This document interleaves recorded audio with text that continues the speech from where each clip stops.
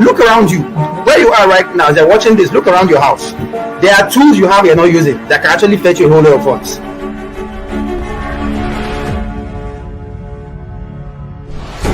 Forget about what people are saying. Don't listen to what people are saying. What people say about you or think about you is none of your business.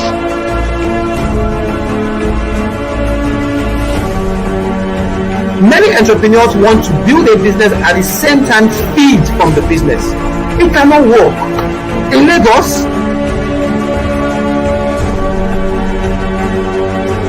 but you just get to do something. Stop waiting for the manna to fall from heaven.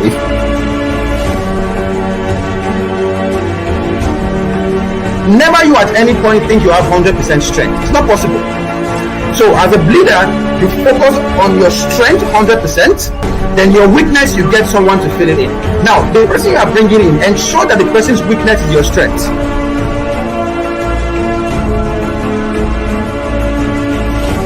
You have to come with something to the table. So what are you coming with as a woman? What are you bringing? Is it your intellect? Is it your beauty?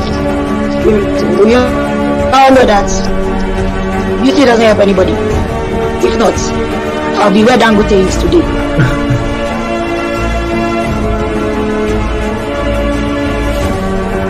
Please, if you are listening to me, don't try and sell what is not sellable if you don't have the funds to push it.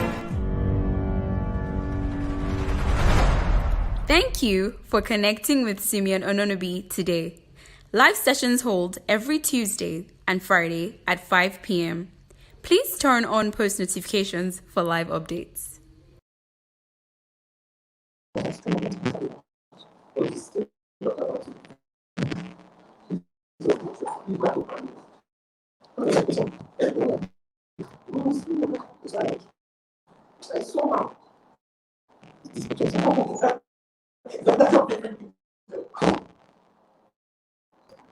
Hello, everyone.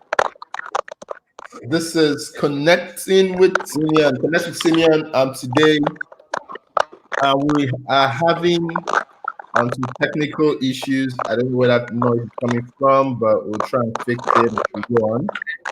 I can see a lot of people joining already.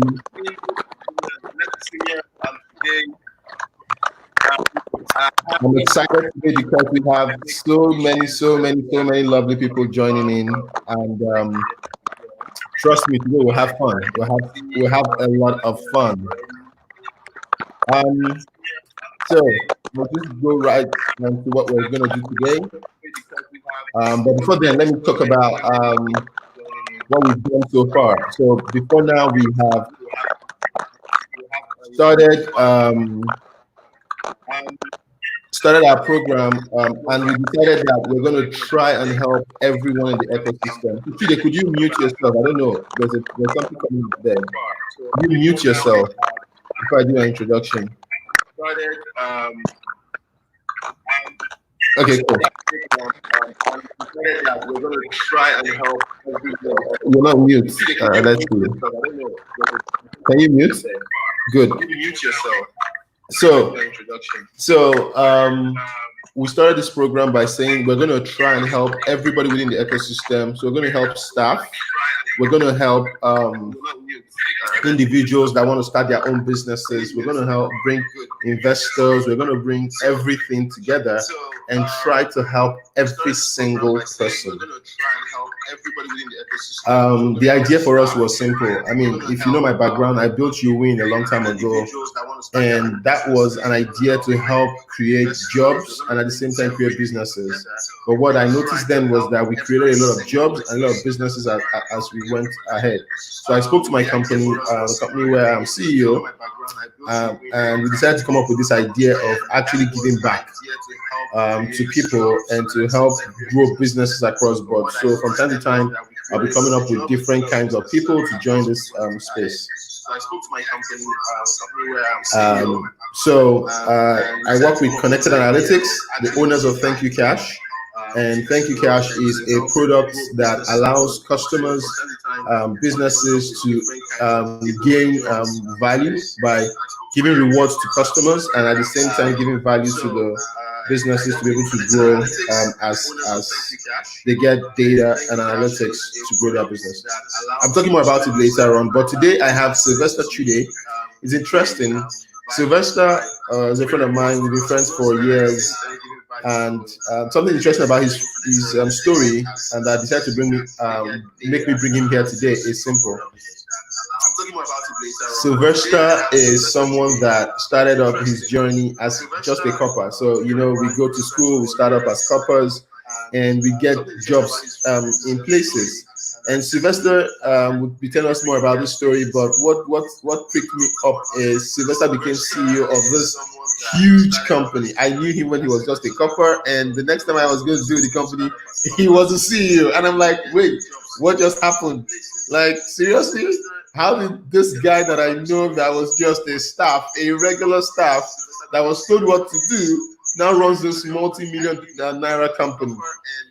And Sylvester was talking to me in tens of millions, how he needed to get this and how he had to get that. And I'm like, hold on, is this not the same guy that was just a copper some years back? And so when a lot of people reach out to me and say, hey, how do we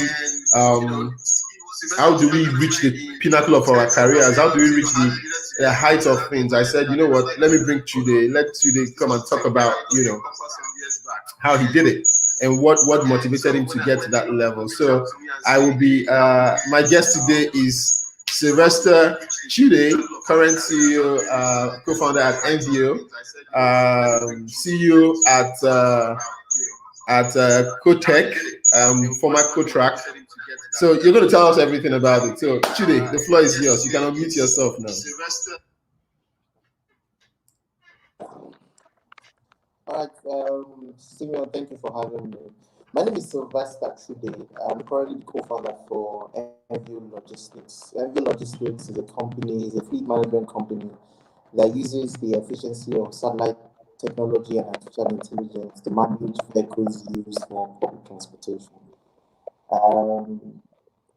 Today's topic has to do with my journey and how, from being a core member to becoming the CEO of one of the biggest tracking companies in Nigeria, that's Cotrack. I started my youth service in Abuja in 2005-2006. And I remember when we were in camp, we had different people who came to camp to want to enroll coppers to work in the organizations. But in those days, banks would beg you to come work with them, and people were rushing to work with the bank at the time. That was in the days of Oceanic Bank and the likes. But I wasn't interested in working in the bank. I didn't want something that was going to tie me down to a particular routine all through the course of my youth service. Specifically, I wanted to do something that relates to security. I wanted to do something that relates to maybe investigation.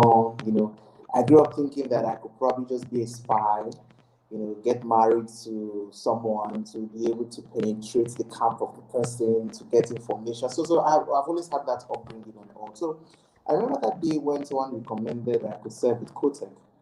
When I went to the office, the first thing I saw was a big dish outside. I'm like, yeah. They said, man, found a place to start exploring my dreams and all. So I served with Cotec from 2005 to when I finished in 2006. And while I worked with Cotec, I was working in the technical department. So my responsibility was more of ensuring quality assurance on the hardwares that we use for tracking before it's been installed in customers' vehicles and all of those. So that period gave me a lot of insight on how the technology works. And because I knew a lot about how the technology works, then it became easier for me to sell it, because I already had the marketing skills inbuilt even before then. So I remember marketers working with us, then finding it difficult to explain to customers how this works. So as a copper, I'll tag along with them to do presentations. And the people who do presentations will not even know that I'm a core member. But because I had interest for the way the technology works, and for the fact that I was working directly with the technology, so it was easy for me to tell stories on how the technology could help to, help cut cost for the company that was in need of the tracking service at the time, and how to close the sale. And the marketers, I became their favorite. So anytime I'm going out, they would always dash me something. They would give me a tip just to encourage me to come with them the next time and all. So basically, my interest before I started serving in Quotech, and for the fact that I now started working in the technical department, gave me a lot of leverage. And for the fact that I was already a good salesperson, so interest, the technology itself, and my skills as a salesperson, I was able to fuse that together, and I started closing deals on behalf of salespeople and all of this. I remember a few months before I concluded my bid service, my MD at the time said we needed to expand to Kaduna, we needed to expand to Kano, we needed to expand to Lagos. And the funny thing about it is that I went and started up those branches, recruiting Corp members that would work in those places. And the Corp members didn't even know that a fellow Corp member was acting as a manager, training them at the time. And that's because I knew what I was doing. And there's no way you would doubt what I was doing or what I was saying to them, because it was so real. I wasn't doing it in the technical way. I was just telling stories, opening up their imaginations on how the thing can catch captives, people who steal cars, how it can cut fuel costs for companies who needed to manage their fuel consumption and operational costs and everything. So it was magical. I remember the most interesting feature that a lot of people find very interesting is the history playback, because ours had the 3D history playback thing. So when I want to show you where your car followed in the last 3 months, I click on history playback, and the thing begins to show you the routes the car followed, and people are like, wow, this is so nice. Are you sure this thing really works in Nigeria? I said, yes, it does. It doesn't just work in Nigeria, it also works in 16 countries in Africa.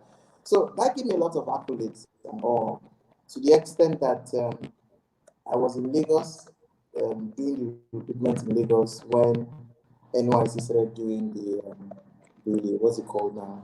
Doing the final stage for the NYC. Someone said I can't hear you. When we were doing clearance to Hello, Chude. NYC and all of that. I came back to Abuja, completed my NYC. As soon as I passed out, I was made the operations manager for Lagos. So it was a big task. I was so small that I didn't want anybody to doubt what I wanted to say. So one of the things I did at that time was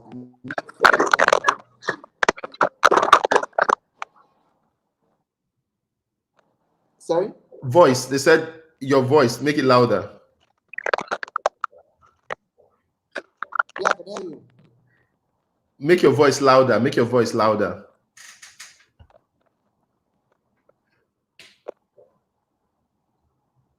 Should I go on? Yes, make your voice louder. I can't hear you.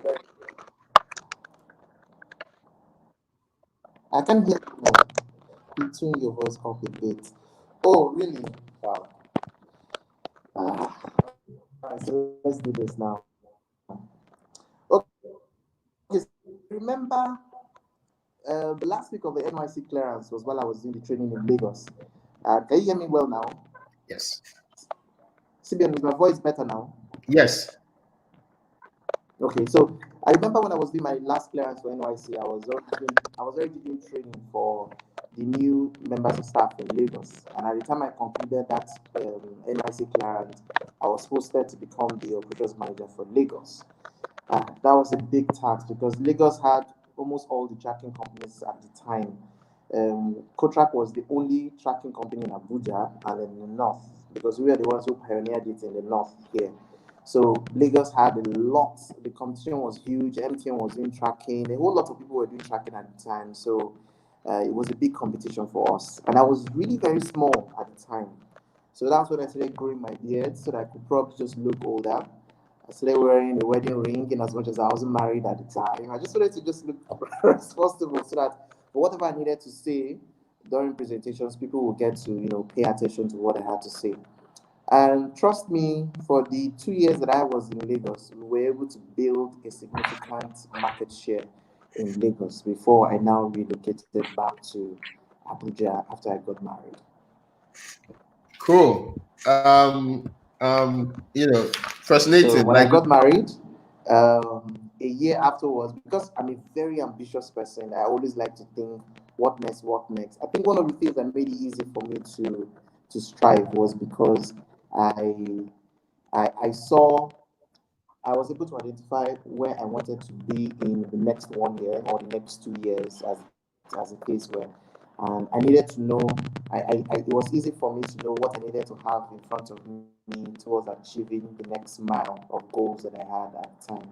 And for me, I've always had interest for security, and working at Kotrack and the kind of technology that I was exposed to gave me all the leverage that I needed, to take advantage of it. I never believed I was going to become CEO. No, it was never planned.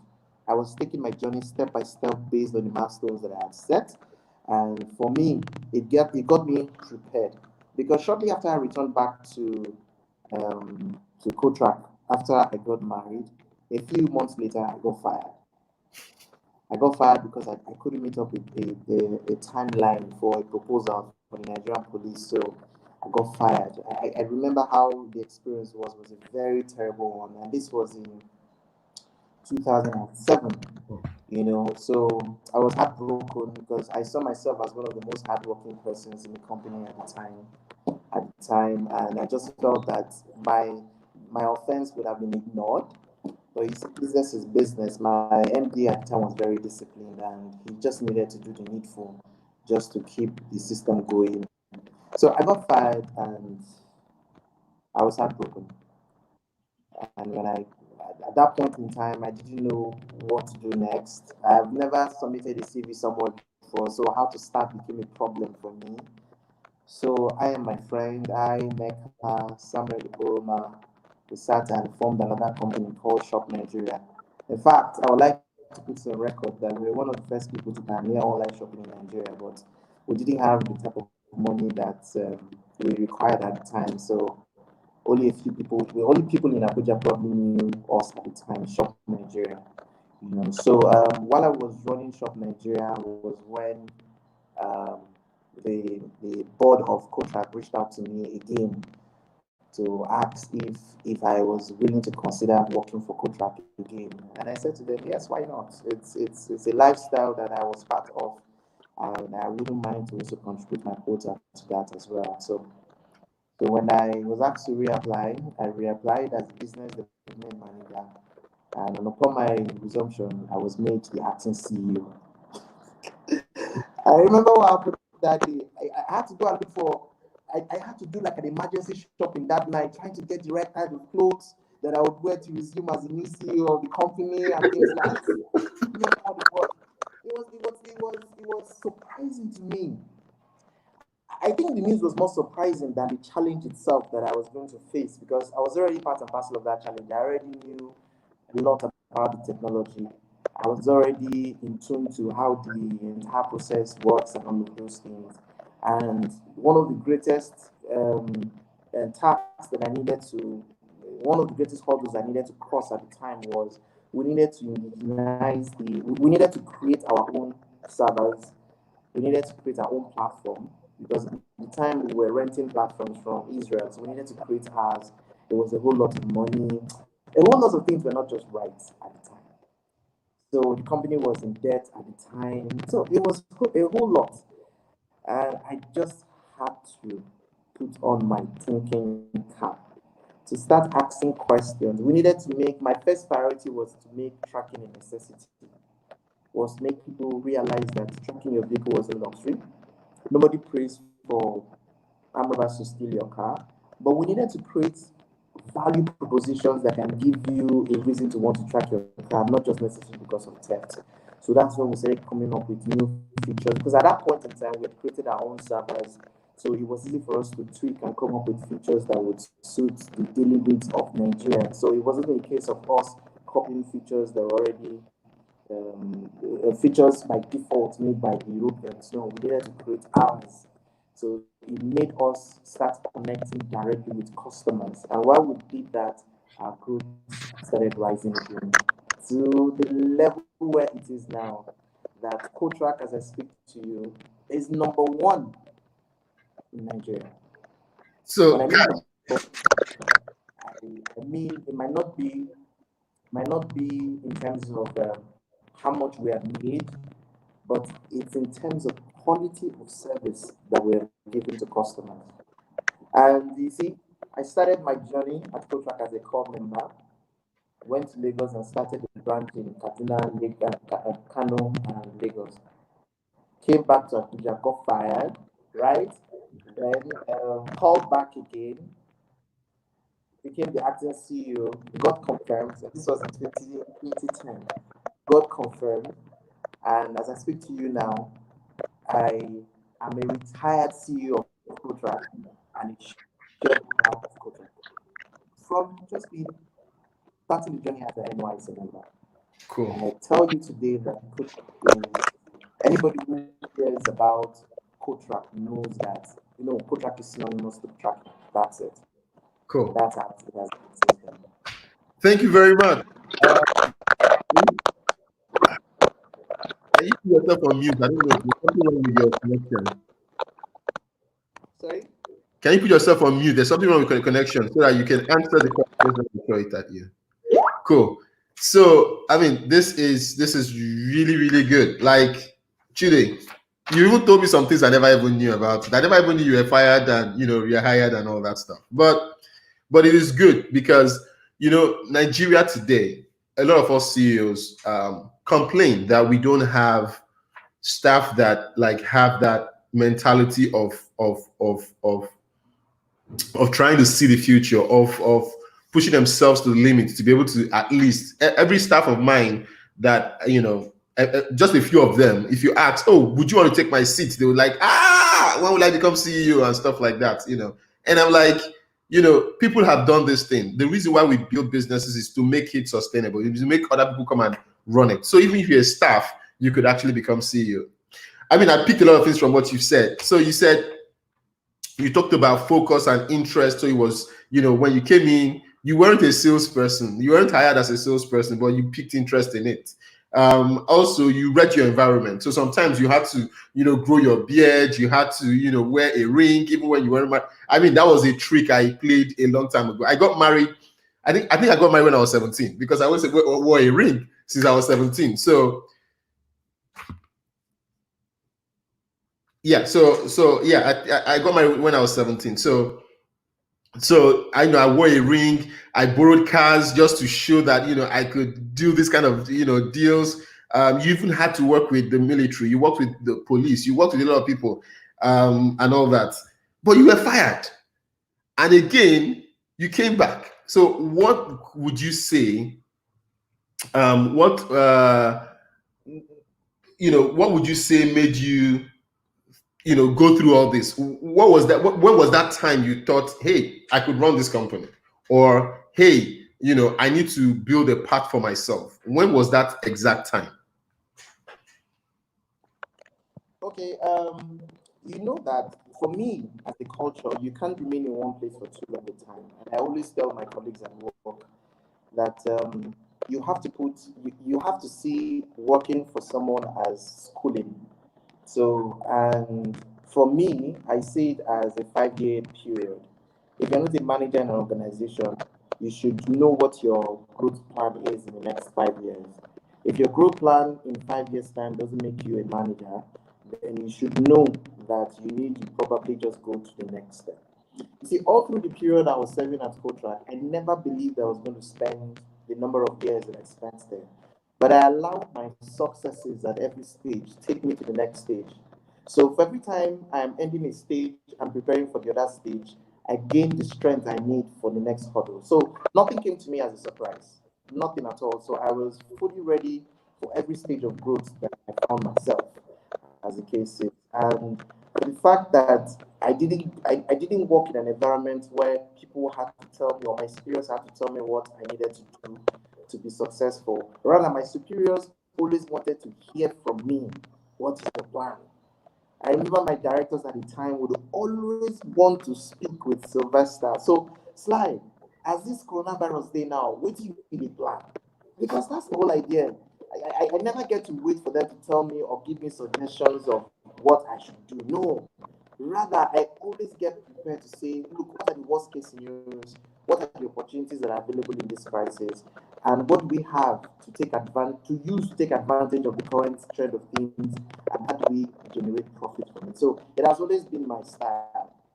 So sometimes my directors will mock me and say things like, Sly, I know you can fix it. Anyhow, I know you can fix it.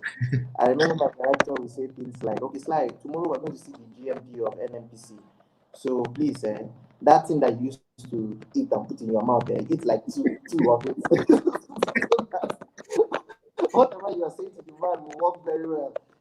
And for me, initially I used to take it as insult. What does this man mean, that I talk too much than I can do? But that's not the idea, because before I approach you, I always want to find out, I always like to build a value for you. So when I'm speaking to you, I'm not going to be telling you about what value I will get. I'll be telling you what you will get from what I am saying. Whatever I will get is my own business, not yours. Do you understand? Because I don't believe my customer wants to know how the company will gain from the relationship. It is how they will gain from the relationship. So every time I go, I always focus on what's in for you. You understand? So that gets a lot of people excited. I always like to think about the other person. If you don't have a good value proposition to sell to you, then it's useless having a conversation with you. Cool. All right. So for me, that's just what works for me. You should always be prepared every stage. You can have a big dream of what you want to achieve. It's just like when you ask a child, what would you want to be when you grow up? The child says, I would like to be a medical doctor.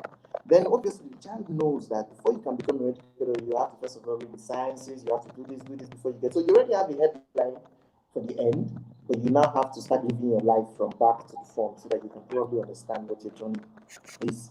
So that's the same thing that I did, and that's what has worked for me even up to now. Thank you very much. Thank you. I don't know. I don't know why this thing makes this noise. I mean, you've said a lot that makes a lot of sense. And it's something that you need to teach and train people for, but it could also be built into yourself. So there are two things that I strike out. Kingsley, I did not get married at 17. I pretended I was married at 17 so that I can get into particular offices, because at that point people would look at you and say, why would I spend millions of naira on this guy?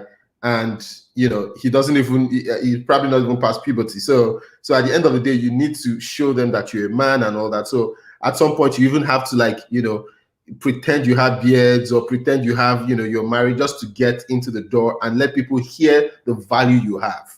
Now, you said something, and one thing I noticed about your journey is, yes, you started as a core member, but you became you joined the sales team, you learned some other things, you became business development manager, you became this, you became that before things happened. And even at that, things went wrong. You were fired based on the fact that you couldn't meet up with certain timelines and targets of the company.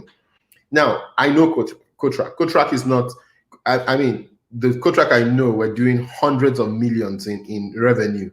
And I'm like, Chude, wasn't that huge? You were talking about 2005, 2006, when this company was doing hundreds of millions. Not today. I'm saying 2005, almost 15 years ago, where a company that was doing so well. I knew the team then, and the company, the guys that founded it. And it was like, wait, how are you guys making so much money? You're doing so much, and you could allow a core member become a salesperson, become a manager, become this, even to the point where he was even training other core members. So the idea was, how did you think about this? How did you sit down? So for people listening today, did you sit down and say, hey, today I am an entry-level person, but tomorrow I will be a senior, a manager. Then next tomorrow I'll be a senior manager. Then next tomorrow I'll probably be VP of this, or next tomorrow I'll be, when did you start thinking that way? When did you start thinking, hey, this thing might be something good coming up. I might be growing tomorrow, or I might be growing next tomorrow. At what point do you think, let me give more value so that I can get to that next level? Okay, so like I always used to say, like I said before, you always have to identify what your journey is. So even core members who serve in my organization at Envio right now, treat them like corpers. I always like to remove that title called corper because my MD at the time never tolerated my mistakes because I was a core member. Because I had all the opportunities like every other member of staff. So there was no discrimination whatsoever. It was a function of interest. Like I always used to say, interest is what will make you do what you probably haven't done before.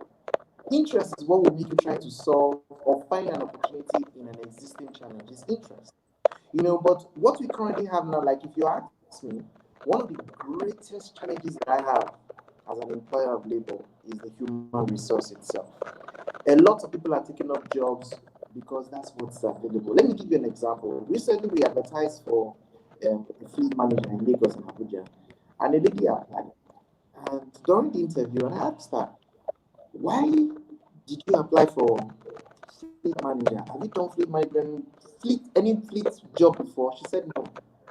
So what makes you feel that you can do fleet manager? They said there's nothing I cannot learn. And I said no. If you've never, when I'm advertising for fleet officer or fleet manager, and I asked her if there was another role like maybe customer service manager and fleet manager, would you apply? She said customer service manager, of course, but that because she didn't see any other role there, or she just saw a fleet manager, so she decided to apply, which is very wrong. It shows that people are applying because they just don't want to sit at home. People are applying because they just want to earn a salary. People are not applying because they want to contribute to the system. Do you understand? So people just want to do it. But for me, I did it because of interest. So even when I chose to want to work with Kotra, it was a function of interest because Kotra was in what I also believed that I wanted to be in. So that's why it became easy for me to sail in that direction. So even as core members are listening to me right now, the places that they choose to want to do their primary assignment, trust me, it's not a function of that type of interest. It's a function of they retain me if I finish 7 here. It's not a function of by God's grace I will impress them in this place because it's my line of interest and they will retain me. So the narrative is different. So once your narrative is different, it becomes a big challenge in either sustaining that interest or so for me, that is what works for me. And I also think that if anybody needs to get it right, especially now that the economy is the way it is now, employers of labor will probably be looking for action rather than I can learn. Won't they train us when they employ us? No, nobody has that time anymore. Companies are looking, we don't know that you're a core member. In fact, if a company is asking for core members to work for the organization, it's an opportunity for you as a core member to start your life early. Do you understand? So even while you have not started serving now, what are you currently doing? What skills are you developing towards that dream company to work with? Because the company is going to ask you, what value are you able to bring to the table? If you're not bringing any value, if you want to be trained, then probably you should go back and do your master's in school. Because in an organization, it's either you're going to be paid to increase the growth of the company, or you probably get to lose the job. So it's a function of interest basically. We should stop looking for opportunities based on how much your opportunity is going to give to us, but it's what value you're going to add to that opportunity. That's what matters. Great. I have some questions. Someone asked, Chuka Amukamara asked, what motivated you?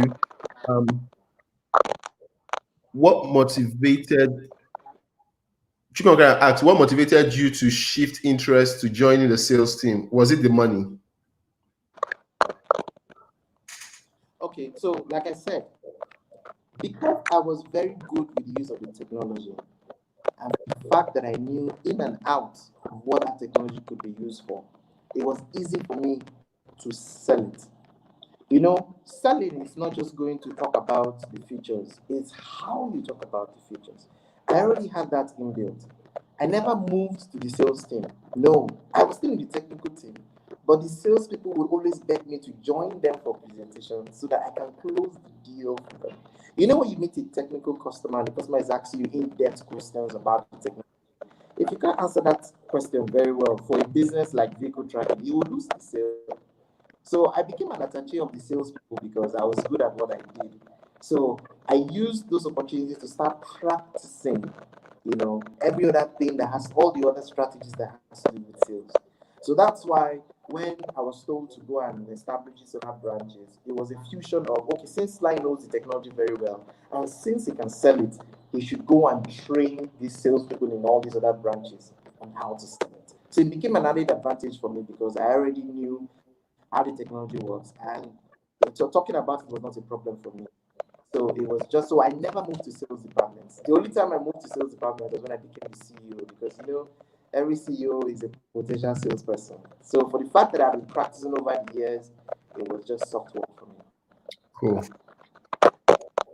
There's another question here from Yinye Gabriel.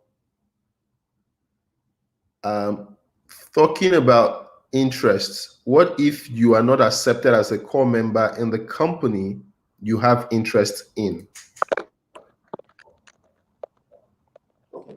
Let me also say something. As the CEO of Envio at the moment, even when I was a coach, I never had the opportunity of someone walking into my office and say things like, "Oh, I love what you guys do, and I would like to contribute to what you guys do. And what I'm bringing on the table is going to make your company grow by X, X, X, X." Nope, I have never had. And trust me, a whole lot of times when you approach yourself, when you present yourself as a core member to a potential employer, they see you as an serious person first. So you first of all have to throw your experience forward before you identify yourself as a core member. So how about send an email and prove to the CEO that I know a lot about your business and this is the value that I want to add to it. Can I have a meeting with you? Then when he calls you in for that meeting, then you cannot tell him you're a core member. He's going to be surprised. And that's the one reason why he would even keep you. Because for a core member to have all of this kind of information, this is excellent. So I think that is what it should be rather than the other way around. You can't just appear in your khaki one day and say, they posted me here, I want to serve here. A lot of people take orders to be the same thing. So you just have to go an extra mile. Like for instance, a lot of core members don't have CV. They feel that I've never worked somewhere before, so waiting I'm for CV. That's wrong. Even as you are in university, you should be doing a lot of volunteering, doing courses online, also so that your CV at least is built to a level, So, and like I always say, sometimes when you want to take in core members, like in my office, if you're coming in as a core member, you must do an exam. But a core member will tell me that NYC say no, we don't need to write an exam. They're not a serious person. Do you understand? So I think you should always bring forth your skills first before you put up your identity as a core member. It will put a longer way to help you than what you do.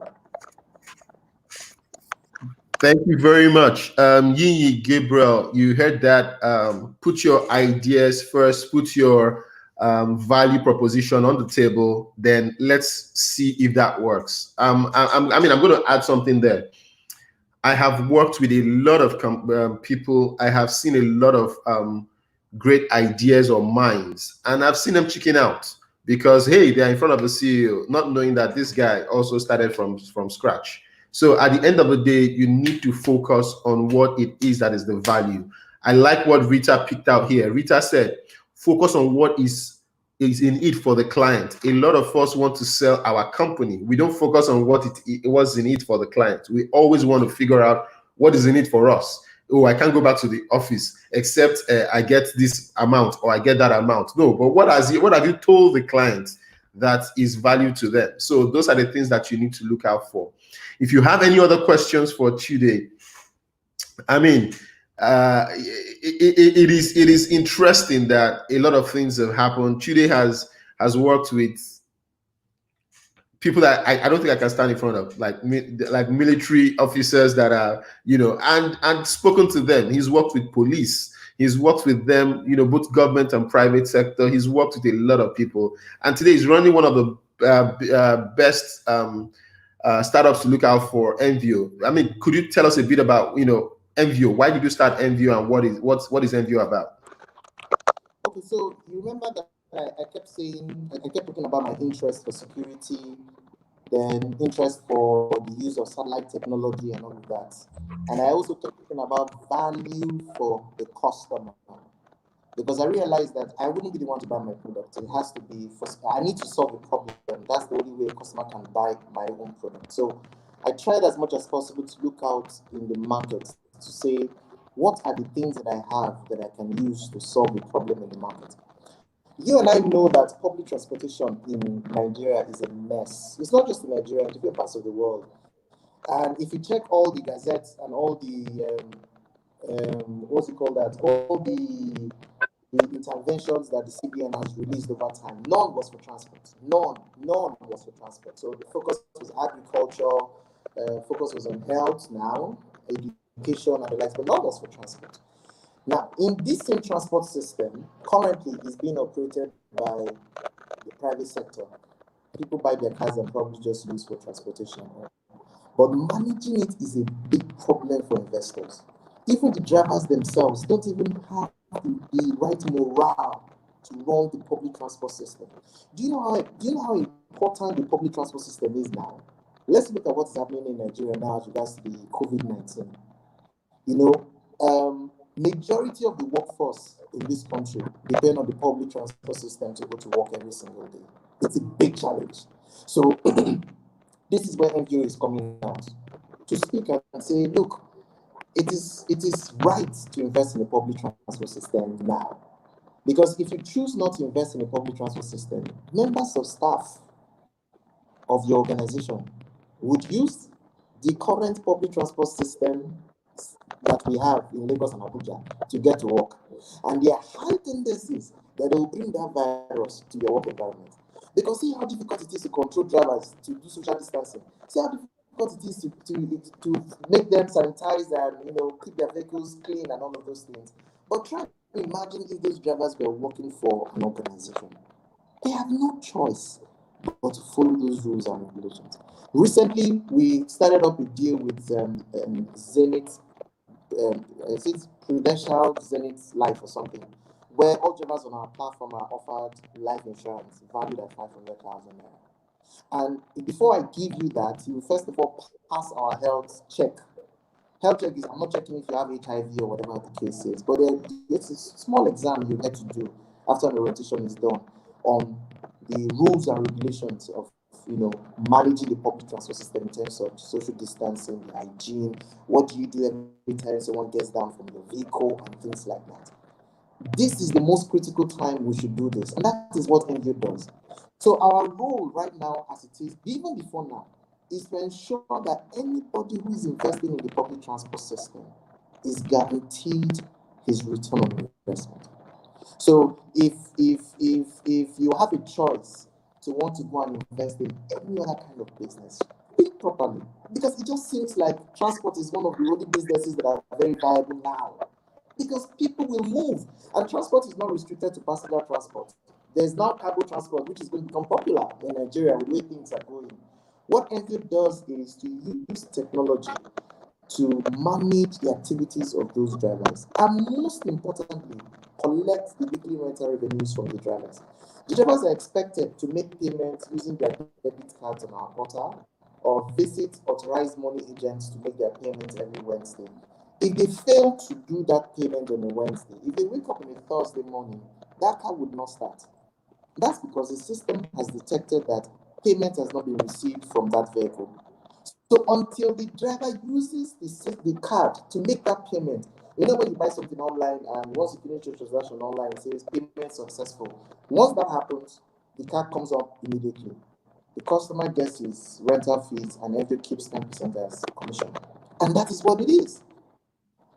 So gone are the days when it is difficult to invest in the transport service. I'm telling you now, it is safe to invest in Danfo, Keke, with Envio.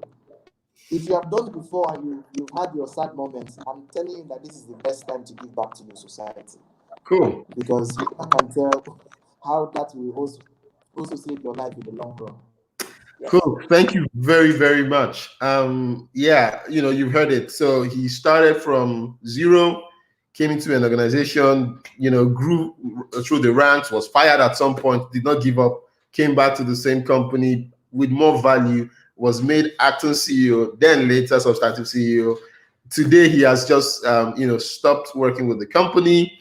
He has moved on to, starting up. He's still a director of the company, but moves on to start up a new company called Envio. It's doing absolutely, marvelous. They have an office in Lagos. They also have space in Abuja where they are working on fleets. So if you want to invest, if you want to build a product, interest, like you said, have interest in what you're doing, project into the future. If you don't have interest, stop thinking about the future. You have to have interest.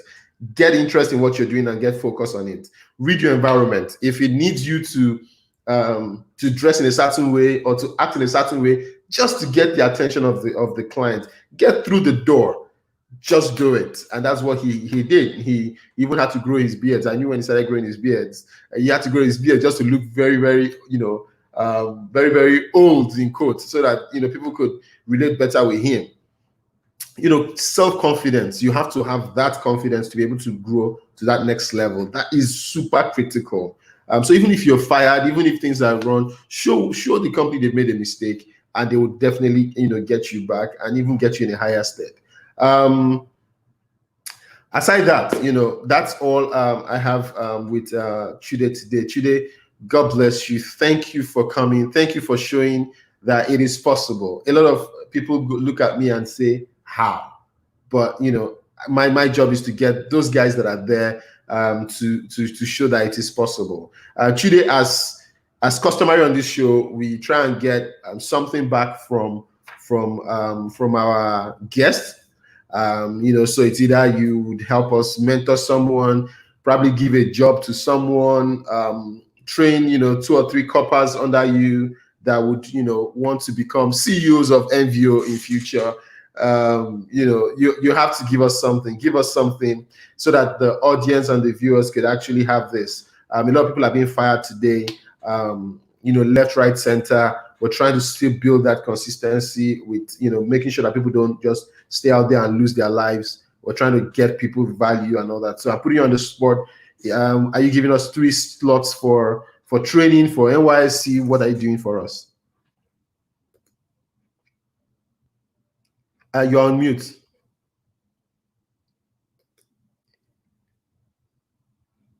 You're on mute, Sylvester.